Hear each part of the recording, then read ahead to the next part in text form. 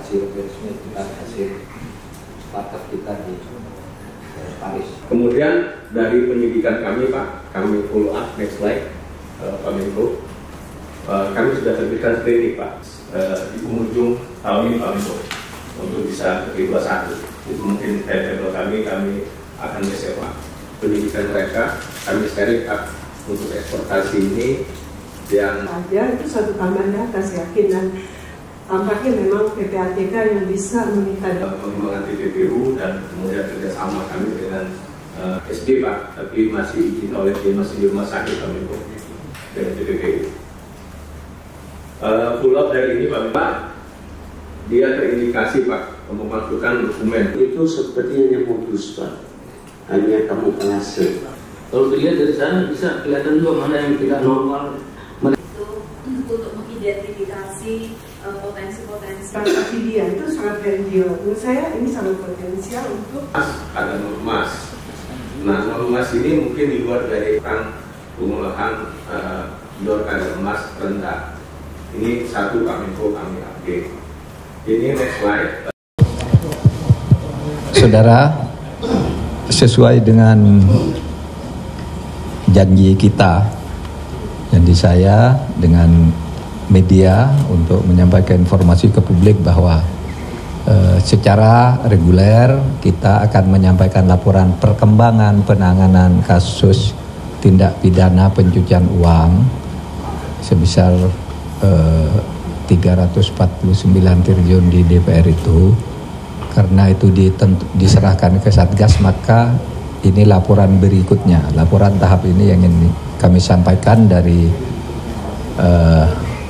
saya selaku ketua tim pengarah Satgas tersebut.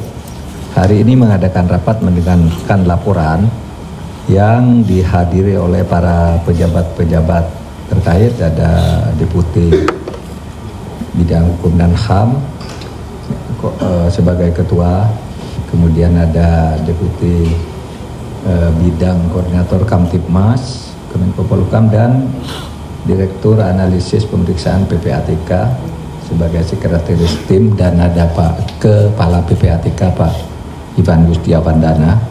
Dari tenaga ahli yang sudah menganalisis ini hadir Bapak Yunus Hussein, Bapak Muhammad Yusuf, keduanya mantan Kepala PPATK, kemudian Bapak Rimawan Pradiptyo, pakar dari UGM, dan ini banyak, ada Ibu Wuri Handayani, Bapak Topo Santoso, Bapak Gunadi, Bapak Danang J. Widoyoko, Ibu Mutia Gani Rahman, Mas Ahmad Santosa, Ibu Ningrum Natasha Sirait, dan Kepala atau Ketua Pokja 1, 2 juga hadir di sini Dirjen Bea Cukai Kementerian Keuangan, ada Direktorat Jenderal Pajak Kementerian Keuangan, dan perwakilan penyidik dari Jampitsus Kejaksaan Agung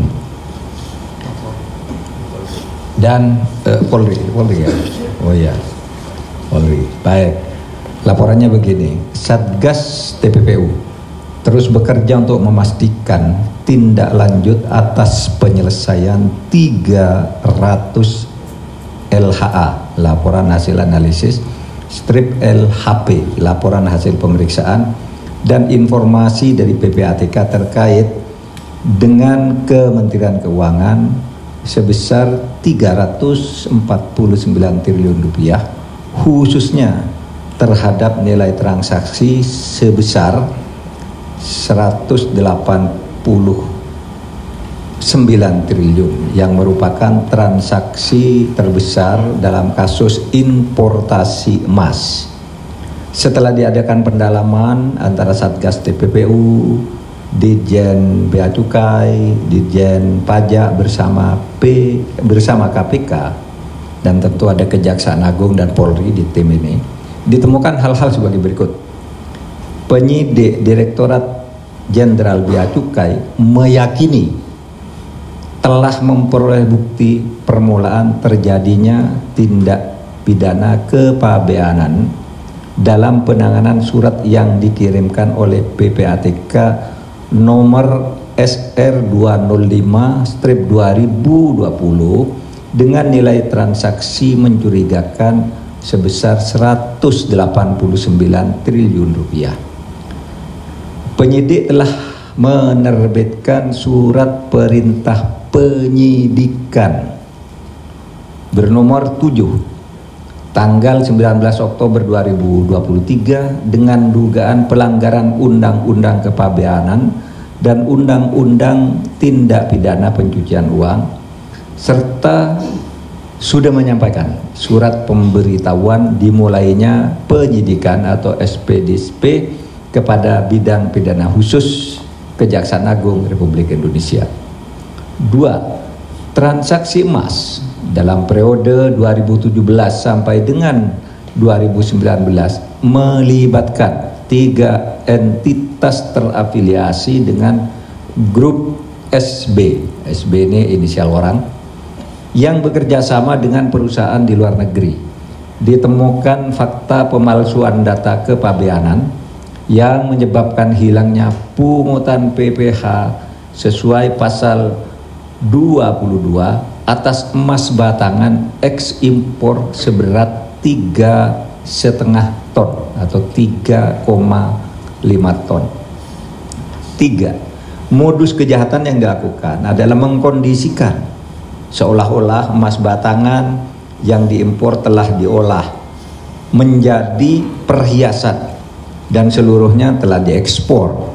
Padahal berdasar data yang diperoleh, emas batangan sebesar 3,5 ton diduga beredar di perdagangan dalam negeri. Dengan demikian, grup SB telah menyalahgunakan surat ketetapan bebas PPh pasal 22.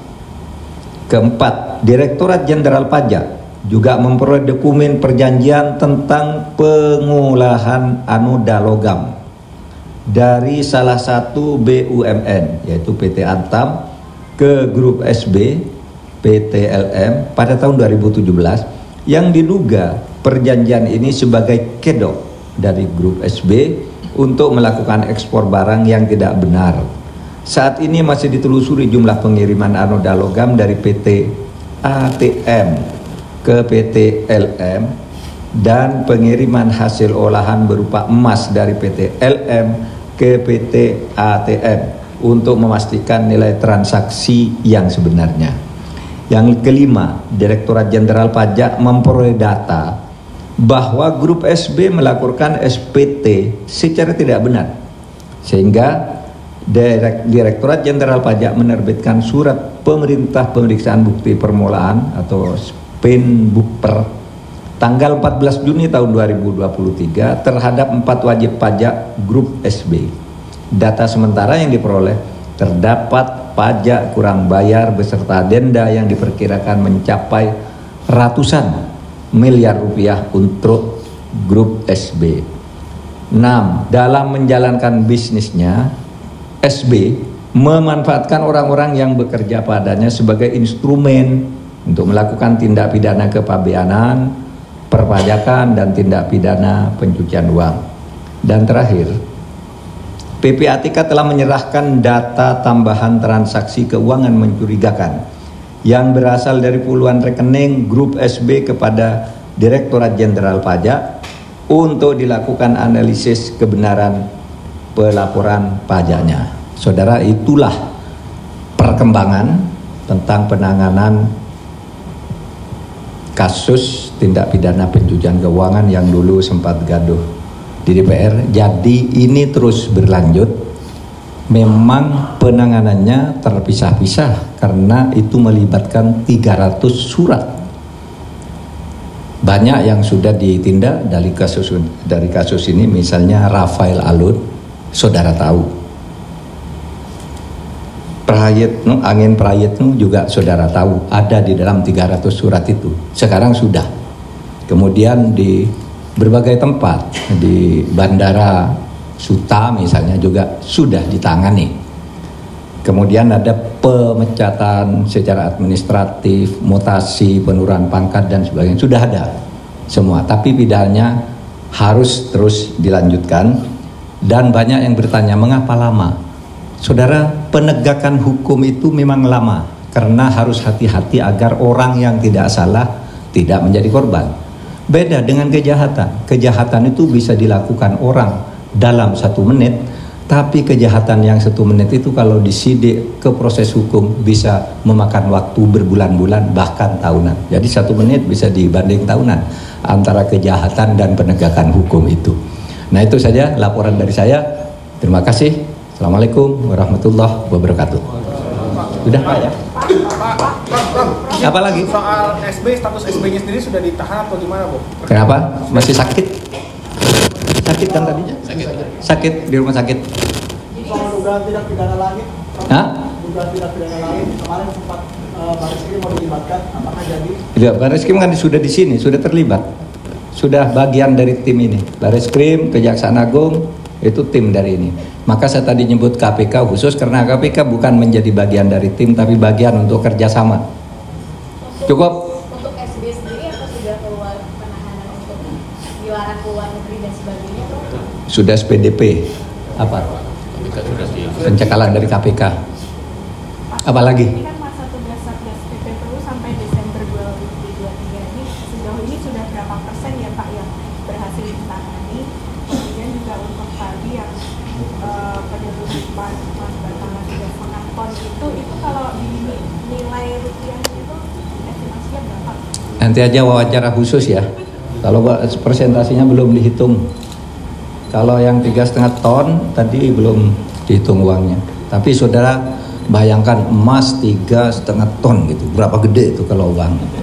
Bayangkan gitu aja. 3,5 ton kan bisa saudara hitung sendiri. Sudah. Assalamualaikum warahmatullahi wabarakatuh.